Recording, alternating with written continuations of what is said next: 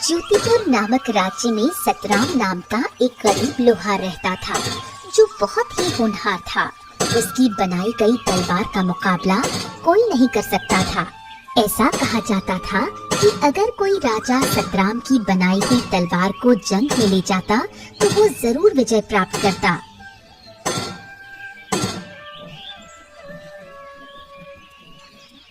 सीता, मैं काम पर जा रहा हूँ, तुम अपना और पिंकू का ध्यान रखना। पिंकू के बापू, घर में अब कुछ भी खाने का सामान नहीं है। तुम चिंता मत करो, मैं आज कुछ भी करके घर का राशन ले आऊंगा। लेकिन कैसे? इतने दिनों से तो आपको एक भी ग्राहक नहीं मिला है। हाँ, कह तो तुम सही रही हो, लेकिन मैं कोशिश के अलावा और कर भी क्या सकता हूँ। आप ये लोहारी का काम छोड़कर कोई दूसरा काम क्यों नहीं करते? मैं इसी काम में माहिर हूँ, इसलिए यही काम अच्छी तरह से कर सकता हूँ। जी वो तो है, लेकिन इस काम में आप इतनी मेहनत करते हैं, बदले में आपको मिलता ही क्या है? मेहनत कभी जाया नहीं जाती। मुझे यकीन है एक ना एक दिन मुझे मेरी मेहनत का फल जरूर मिलेगा। सतराम ये कहकर अपने काम पर चला जाता है।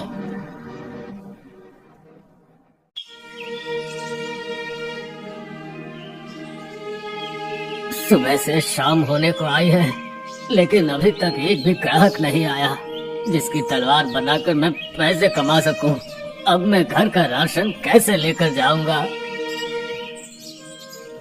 सतराम बाजार में बैठा यही सोच रहा था कि तभी उसका साथी गिरजू लोहार आता है और कहता है, अरे सतराम, तुम यहाँ इस तरह से क्यों बैठे हो? क्या तुम्हारे पास कोई काम नहीं है? नहीं गिरजू, इस समय ना मेरे पास कोई काम है और ना ही कोई ग्राहक। ऐसे कैसे हो सकता है? तुम तो इतने होनहार लोहार हो, फिर भी तुम्हारे पास ग्राहक नहीं है। ये तो बड़े शर्म की बात है। भाई, ये सब तो सब समय समय की बात है। हो सकता है कि अभी मेरा समय नहीं आया हो। हाँ, सही बात है। खैर, मैंने तुम्हें यहाँ बैठे हुए देखा तो तुमसे बात करने चला आया। वैसे मेरे पास तो बहुत काम है, इसलिए मैं चलता हूँ। गिरजू सतराम का मजाक उड़ाकर वहाँ से चला जाता है, जबकि सतराम चुपचाप वहीं बैठ जाता है। तभी वहाँ पर एक आदमी आता है और कहता है, सुनो भाई, यहाँ पर कोई सतराम नाम का लोहार रहता है, क्या तुम मुझे उसका पता बता सकते हो? जी, मैं ही हूँ सतराम। बताइए, आपको मुझसे क्या काम है? मैंने सुना है तुम तलवार बहुत अच्छी बनाते हो, और जो भी तुम्हारी बनाई हुई तलवार से मुकाबला करता है वो जरूर विजय प्राप्त करता है। जी, ये सच है कि मैं तलवार बनाता हूँ, लेकिन जीत और हार तो सिर्फ ईश्वर के हाथ में होती है। बात तो तुम्हारी बिल्कुल सही है। खैर, जो भी है, तुम मुझे एक अच्छी सी तलवार बना कर दे दो। ठीक है, लेकिन आप हैं कौन? मैं पड़ोसी राज्य का राजा शूरवीर हूँ। लेकिन मैं आपके लिए तलवार क्यों बनाऊं? मैं तो आपको जानता भी नहीं। दरअसल कुछ दिनों से मेरे कुछ दुश्मन मेरे राज्य के लोगों को बहुत परेशान कर रहे हैं। उन्होंने सबका जीना हराम कर दिया है, इसलिए मुझे उनसे मुकाबला करने के लिए तुम्हारी बनाई हुई तलवार चाहिए। ठीक है, अगर ऐसा है तो मैं बना दूंगा। सतराम के हाँ कहने पर राजा शूरवीर उसकी तरफ एक पोटली बढ़ाते हैं, जिसमें बहुत सारे सोने के सिक्के होते हैं। ये लो तुम्हारा मेहनताना, मैं कुछ दिनों बाद अपनी अमानत लेने आऊंगा। ये क्या है? इसमें कुछ सोने के सिक्के हैं, बाकी अगर तुम्हें ये कम लगते हैं तो मैं और बढ़ा देता हूँ। महाराज, मैंने तो अभी तलवार बनाना शुरू भी नहीं किया, तो फिर आप पहले से मेरा मेहनताना क्यों दे रहे हैं? रख लो, ये तुम्हारी मेहनत के हैं।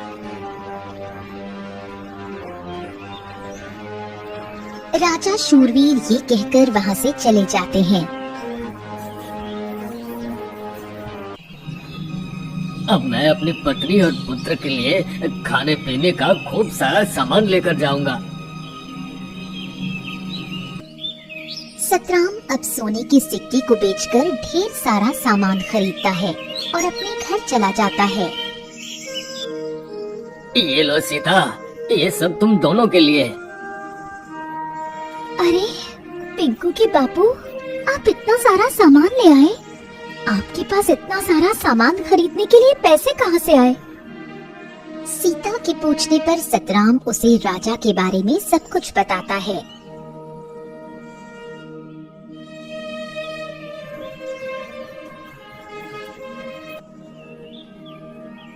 ये तो बहुत अच्छी बात है, लेकिन आप महाराज की तलवार जल्द ही बनाकर उन्हें दे देना, क्योंकि उन्होंने आप पर भरोसा किया है।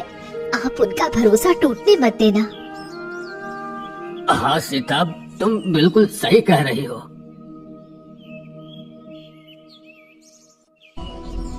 अगली सुबह सतराम अपने काम पर निकल जाता है और अपनी दुकान पर पहुंचकर सोचता है, महाराज की तलवार मुझे जल्द से जल्द बनानी होगी। सतराम दिन रात मेहनत करके राजा के लिए एक बहुत अच्छी सी तलवार बना लेता है।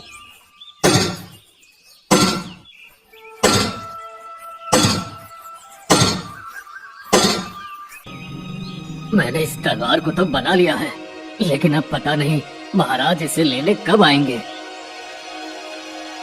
अभी सतराम ये सोच ही रहा था कि तभी अचानक उसके पास बल्लू नाम का एक ग्राहक आता है। क्या तुम लोहार सतराम हो? हाँ, मैं ही सतराम हूँ। मुझे तुमसे एक तलवार चाहिए। क्या तुम अभी मुझे कोई अच्छी सी तलवार दे सकते हो? माफ करना भाई, इस समय मेरे पास एक भी तलवार मौजूद नहीं है और नई तलवार बनाने में मुझे समय लगेगा। अगर आप इंतजार कर सकते हैं तो कर लीजिए, मैं आपको कुछ समय में तलवार बनाकर दे दूंगा। अभी सतराम ग्राहक से ये कह ही रहा था कि तभी ग्राहक की नजर उस तलवार पर पड़ती है जो सतराम ने राजा के लिए बनाई थी। सतराम, तुम्हारे पास ये तलवार मौजूद तो है, ये तुम मुझे दे दो, बदले में तुम इसके दुगने पैसे ले लो। नहीं भाई, ये तलवार मैं आपको नहीं दे सकता, ये किसी की अमानत है। भाई मैं कहता हूँ तुम इसकी जितनी चाहे उतनी कीमत मुझसे ले लो, लेकिन ये तलवार मुझे दे दो। अगर आप मुझे इस तलवार के बदले खजाना भी देंगे तब भी मैं आपको ये नहीं दूंगा। ठीक है, रखो अपनी तलवार अपने पास, मुझे नहीं चाहिए, मैं जा रहा हूँ यहाँ से।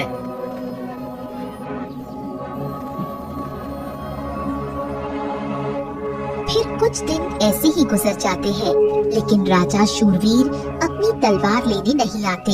लेकिन सतराम के पास ऐसे बहुत से ग्राहक आते जो सतराम से वो तलवार मांगते, मगर सतराम किसी को भी उसे नहीं देता।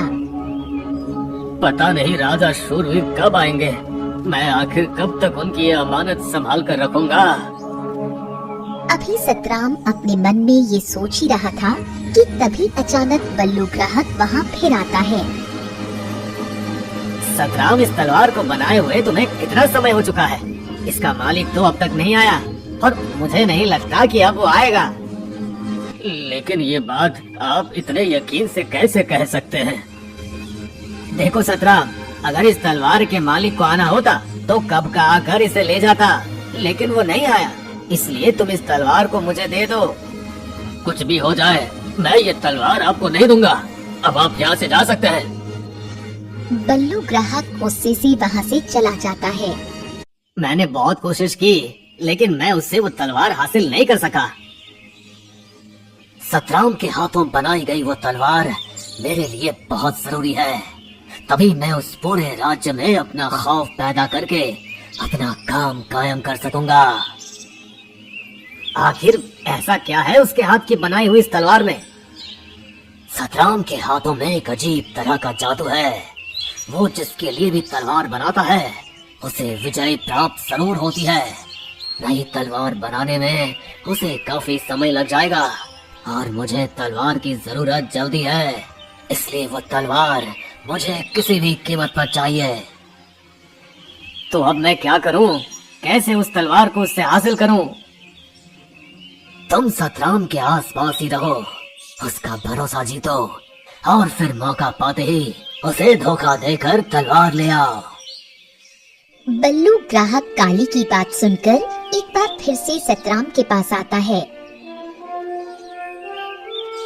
सतराम, मुझे माफ कर दो, मैं वाकई गलत था। यह किसी और की अमानत है, इसलिए अब तुम मेरे लिए दूसरी वाली तलवार बना दो। ठीक है, मगर इसके लिए मुझे थोड़ा समय लगेगा। ठीक है, मैं इंतजार कर लूंगा। बल्लू ग्राहक के कहने पर सतराम दूसरी तलवार बनाने के लिए तैयारी शुरू कर देता है। ये मौका अच्छा है, ये बेवकूफ अपने काम में लगा हुआ है। मैं जल्दी से ये तलवार लेकर अपने मालिक को दे देता हूँ। फिर बल्लू सतराम को धोखा देकर चुपके से राजा की तलवार लेकर भाग जाता है। कुछ देर में सतराम तलवार का नक्शा बनाकर कहता है, भाई ये देखो, तुम्हारी तलवार का नक्शा तैयार हो गया है। अरे वो आदमी कहाँ गया? अभी तो यही था।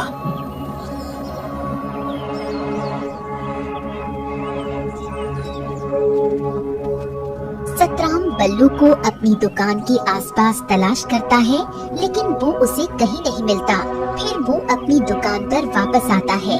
तभी उसकी नजर राजा की तलवार की जगह पर पड़ती है। हे भगवान, इसका मतलब वो ग्राहक नहीं चोर था, मुझे धोखा देकर भाग गया। हे भगवान, अब मैं क्या करूं? क्या जवाब दूंगा राजा शूरवीर को? मुझसे इतनी बड़ी गलती कैसे हो गई? इधर बल्लू ग्राहक तलवार लेकर जंगल में काली के पास पहुंचता है। ये लीजिए मालिक, आपकी तलवार। अब मुझे राजा शूरवीर से जीतने से कोई नहीं रोक सकता, कोई नहीं।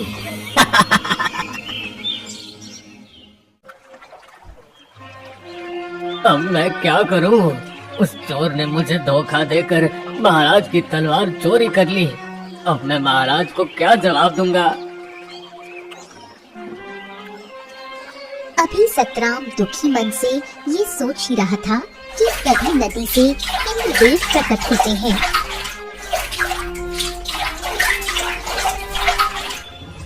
सतराम, क्या हुआ? तुम इतने दुखी क्यों हो? इंद्रदेव के पूछने पर सतराम उन्हें सारी बात बताता है।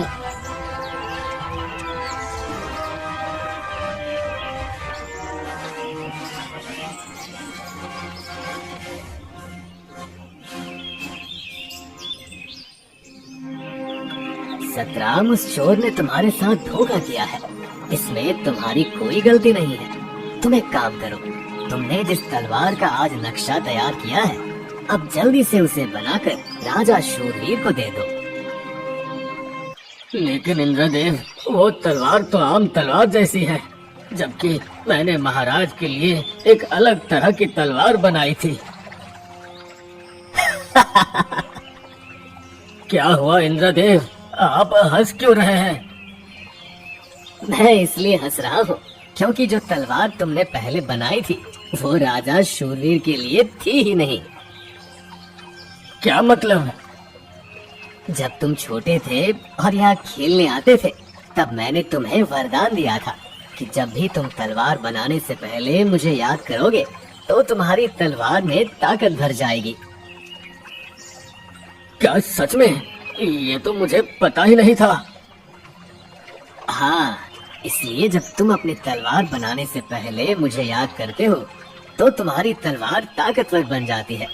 लेकिन उस दिन तुमने जो तलवार बनाई थी, उसे बनाने से पहले तुम मुझे याद करना भूल गए थे। इसका मतलब जो तलवार मैंने महाराज के लिए बनाई थी उसमें ताकत नहीं है? नहीं, इसलिए राजा शूरवीर जब तुम्हारे पास आएंगे तो तुम उन्हें अपनी बनाई हुई दूसरी तलवार दे देना। ठीक है इंद्रदेव। इंद्रदेव की की बात मानकर सतराम जल्दी से एक नई तलवार बना लेता है।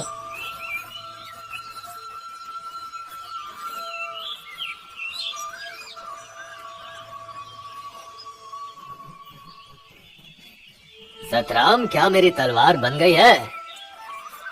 जी महाराज, ये लीजिए आपकी तलवार। तुम्हारा बहुत बहुत धन्यवाद सतराम। महाराज, अगर मैं भी आपके साथ आपके दुश्मन के मुकाबले को देखने चलूं, तो क्या आप मुझे ले चलेंगे? हाँ, क्यों नहीं।